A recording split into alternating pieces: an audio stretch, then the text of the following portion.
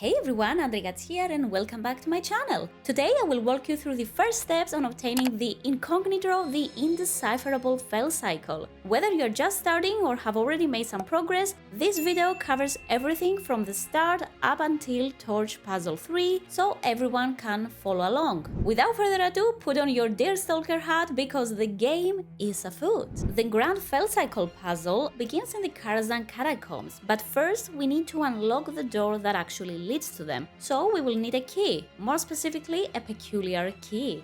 And so our very first step is to head to this tree trunk in Angoro Crater and use the Torch of Pirate from your toy collection. If you have completed the Secrets of Azeroth event, you should already have it, but if not, you need to complete the intro quest from Maru, who's located at the Celebration Hub in Tanaris. And same goes for all three toys. We're gonna need them down the line, so it's best to get them from now. Once you use the torch on the tree, you'll see a key appearing, and by interacting with it, you'll receive an Inert Peculiar Key. However, as you can tell, this one is named Inert, so we will have to find a way to transform it into a peculiar key. Clicking on it reveals that you will need a peculiar gem in order to do that, and that brings us to our next step. But to move forward, there is a pre-requirement, and that's having the detective title. This can be unlocked by earning the Azeroth's Greatest Detective achievement, and in return, this requires completing at least 2 of its 4 sub-achievements. The top 2 are quest-related achievements. First one is the Assistant to the Assistant Guest Relations Manager, which requires completing 9 side quests starting all from Alex. She is the guest relation NPC found in the Celebration Hub in Tanaris. The next sub-achievement is called a Save the Party and All I Got Were These Lousy Hats. This requires finishing all 4 chapters of the main storyline, again also offered by Alex. The bottom 2 sub-achievements involve collecting crates scattered across the game and bringing them back to Alex. You'll get 1 achievement for bringing 6 and then 1 for returning all 11 of them. I'll make sure to provide coordinates and links in the description to help you find them all. Regardless of which achievements you decide to go after, you'll get what you want, but I recommend doing the crates. The storylines tend to take a bit longer. Alright, so once you've earned the detective title and wear it, go back to Dornogal. In this location, you'll find a Dalaran survivor with a chat option. She will offer you the quest Rat's Race, where you'll start solving clues. With the help of the first clue, the carefully penned note, you'll need to go to Ask Ahead, and specifically inside a cave on the southern end above the Maddening Deep. Inside this cave, just to the left of the entrance, you will find a circle of Fangarians with the unfinished node in the center. That is our second clue, which indicates coordinates that can be used with the tricked out thinking cap. For the sake of speeding this up, here's the exact location of the hastily scrolled node, our third clue. As you go in the City of Threats, just look up and the node is located on the high cliff. This clue leads us to the border between Hallowfall and Ask Ahead by the waterfall area. Coming from Hallowfall, if you stick to the left walls when entering Ask Ahead, you will find a cave entrance. Again, it's a bit tricky to spot it, but if you follow this exact path, you will find it. Inside this cave, you'll find a lake, and that's where the water-resistant node is, our next clue. From reading the text, you will realize that this is a reference to the achievement No Harm Ever Came from Reading a Book. This is also another fun thing to do, but for now let's stick here. Firstly, head to Pillar Nest Vosh, west of Ferris Advance in northern Ask Ahead. Go inside this hall and you'll need to advance further in until you find a quest mob named Agaricus Festerbloom. Tilt your camera to this wall, where you can jump on 2 ledges and then go down this rabbit/spider hole.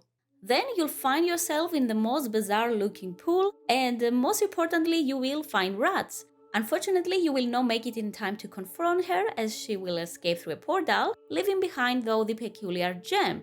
This will complete the quest, and we have the 2 parts that we need. By combining the Inert Peculiar Key and the Peculiar Gem, we can make the Peculiar Key, which unlocks the Karazhan Catacombs. You might be wondering, okay, well, how did we end up here? The flavor text for this key actually gives us our next clue, which has to do with a group of relic hunters known as the Dark Riders. From some Legion artifact questlines, we know that they have their headquarters by the Karazhan Catacombs, and that's where we are heading next. By the way, if you happen to have the Karazhan ring, well, this is a great time to use it. Once you come to this location here, you will see a closed door, but using the Torch of Pirate, reveals an instance portal which leads to Rat's hideout. Inside the lair, you'll find yourself surrounded by plenty of interactable objects, but in the end of it is what we seek. In the end of Karazhan Catacombs, you'll discover a room with the Felcycle Mount surrounded by 12 torches. This likely indicates a total of 12 puzzles that must be solved in order to obtain the Felcycle bike, unless that's only the beginning and there's more steps down the line, but for now let's stick to start solving the torches puzzles. Before we do that though, let's cover some key information about how the torches work. These are arranged in a clock formation and this is how we're gonna address them, and solving each secret fully will unlock new clues within the Karazhan Catacombs that will help you for the next step. You can also tell what is your progress by just taking a look at the torches. Obviously, an empty torch means you didn't make any progress. Small orbs around the torch indicate that the puzzle is partially solved. A large orb signifies that the puzzle is fully solved, unlocking additional clues for the next secret in the catacombs. Progress is saved to your character and you won't lose your advancement if you leave the instance, reset the dungeon, log out or do anything. There is no point as well using alts as it's only character specific and not warband enabled. Currently we know how to solve 3 puzzles, so let's break them all down starting with 1 o'clock torch.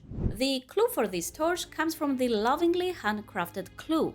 This clue is found on a scroll in the catacombs room with a central fountain and 2 locked doors. The scroll, located to the right of the room's entrance, contains a cryptic encrypted message. Thanks to the tireless efforts of the secret community, this text has been roughly translated into "Undying orc love lights up body, mind, and soul." This refers to one of the most iconic love stories in WoW, that of Mancrick and Olgra. To solve this puzzle, you need to visit 3 iconic locations tied to their love story. First one can be found in the Northern Barrens in the shrine that Mancrick built for Olgra. At each location, just use the Torch of Pirate and interact with the NPCs. Successfully in doing so will grant you a stack of the buff The Light of their love. Secondly, you need to find their alternate versions as children in a Grand of Draenor. Depending on how far you are into the Draenor quests, you'll need to go to one of these 2 locations, either to Olgra or Mancrick. And finally, you need to find Olgra's afterlife form known as Decimator Olgra,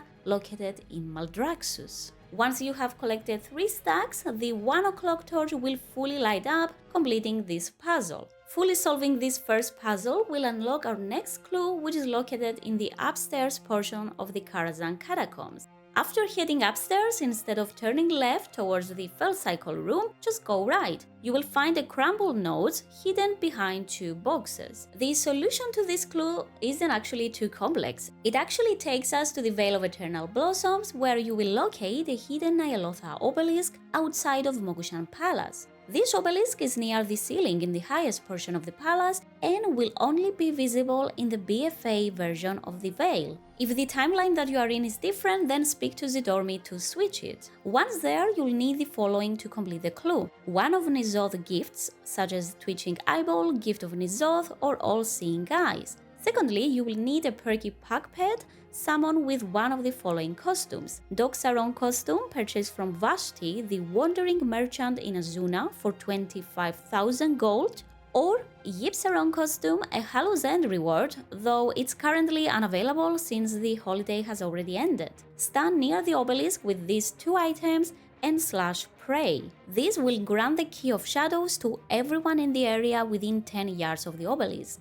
If you lack the necessary items or you don't want to spend 25k, and that's fair, you can wait near the obelisk for another player to do it, and you will receive the key passively. This is actually the most clever way to do it, but oh well, there goes my 25k. Okay, so returning to the Key of Shadows, this is actually gonna help you unlock the 2 doors near the fountain room in the Karazhan Catacombs. After obtaining this key, the 2 o'clock torch will fully light up and thus completing our second puzzle. Now that we have unlocked these 2 doors, we can now proceed on solving the 3 o'clock torch. This puzzle starts with one of those doors, the one marked with an ogre symbol at the entrance. Inside this room, you will see a bowl of water called Astral Soup resting on a shelf. You can fish in this bowl to obtain an astral key, which is used to unlock the astral chest located in the same room. Opening the astral chest rewards you with the starry-eyed goggles, and this will guide us to the next steps. When equipped, these goggles will reveal several decryption consoles scattered throughout the Karazhan Catacombs. Interacting with these consoles allows you to input a specific sequence of numbers which appear on an alternate action bar. I already had some spells on them, so I just removed them to reveal the hidden numbers. Usually next to each console, you'll be able to find a clue that hints at the correct sequence. Inputting the correct sequence and clicking on submit will unlock a nearby chest, rewarding us with a piece of hate. Let's start with the decryption console in the room that we are already in. The chest beside it is labeled Property of Elder Konami, which is a reference to Konami. This clue leads us to the famous Konami code, which can be found now on your screen. I will always write the code, by the way, on the screen while giving the reason as to why it was chosen. By the way, the order that you decide to do the consoles, it doesn't really matter, but I'm just going purely by the location of them to make our life a bit easier. Be sure to submit the code after inputting the correct sequence and open the chest to receive your first piece of hate. By leaving this room, we will find ourselves back in the fountain room where the second console is located. There's a note on the wall next to this console that simply reads here. To solve this, we need to input the zone ID for the Karazhan Catacombs. The third console is inside the other door that unlocks with the Key of Shadows, the one marked with the red button above the entrance. This room stands out because of its tiles, which are obviously very similar to those seen in Pandaria. The clue to solve this console was discovered in the Ghoul-Eye holes in the Vale of Eternal Blossoms. At the very end of the vault area, using the starry-eyed goggles reveals a ghostly book that provides us with the code. Moving on, the fourth console is located down the entrance stairs, right next to the Rage statue. A note on the nearby wall states "No violence, please." To solve it, we need to unequip our weapons, and once we do, supposedly a hologram of Thunder Fury will appear on top of the console, although I've never seen that. Entering the item ID for this legendary weapon will complete this puzzle. Now, the fifth console can be found in the corridor just before the stairs leading to the Felcycle room. Next to the machine, there is a note on the wall that reads "Here." The coordinates of the decryption console are 5661, so by inputting this code, the chest unlocks and you will receive another piece of hate. The sixth console is found in the corridor leading to the Felcycle room next to a skeleton named Rubinstein. You will notice 3 jungling torches on the ground to the left of the skeleton, and that indicates the Rubinstein's revenge and jungling powder. Next, the 7th console is in the corner of the final portion of the Karazhan Catacombs, next to the crumbled notes from the 2 o'clock torch. The clue for this puzzle is found in a handwritten note next to the console. While I will not try to decipher it myself, you can follow the Wowhead link for the details on how to solve it, and just write this code. Moving on, the 8th console is located in the Felcycle room next to the door with the cryptic plaque above it. On the wall next to this console, you will find a note that says "Here," but as in "Listen."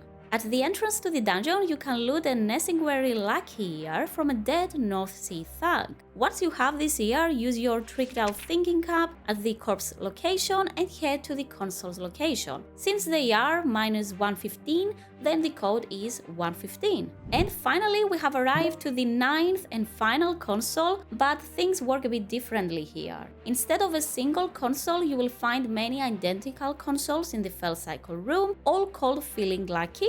There is no chest nearby, and instead the console itself has a chance to spit out a coin from any of the slots. The chance of this happening increases as you earn items that boost your luck. I initially tried to get the 2 items from Dornogal, that's the Lucky Dragon's Claw and Lucky Tortola's Charm, but they didn't seem to do the trick. And bear in mind, I tried all of these codes for like 10-20 times. So instead I decided to buy all of the 3 luck boosting items from Stormwind City, the Lucky Rat's Tooth, Lucky Charm and Lucky Shirt. What I did is I bought them with my Alliance toon and sent them over to my Horde main via the Warbank. This did the trick from the first attempt, and I didn't even have to equip the shirt. Just having them in my bags was enough. Trust me, trying to input the codes without these items is clearly a waste of time, so make sure you get these first. Once you have solved all 9 consoles and collected the 9 pieces of hate, a large orb will appear on the 3 o'clock torch. However, you'll still see 9 small orbs surrounding it. This probably represents the 9 pieces of hate, and they will disappear once we manage to figure out how to spend them. But that's a puzzle for another time. And that's it for now. You'll see more parts coming as we solve more puzzles, but since they seem to be quite a lot of steps, I decided that the best way to go at it is to split them in parts. Let me know if you think that's better, and I can always combine all of the information later into one gigantic video with all 12 puzzles. So yeah, feel free to drop your thoughts in the comments. As always, thank you so much for sticking around, and make sure to drop a like if you have found this video helpful. Don't forget to subscribe for more WoW coverage and hit the bell to stay updated. Good luck with whatever you're doing, and I'll see you all in the next one. Bye! Your people will be restored.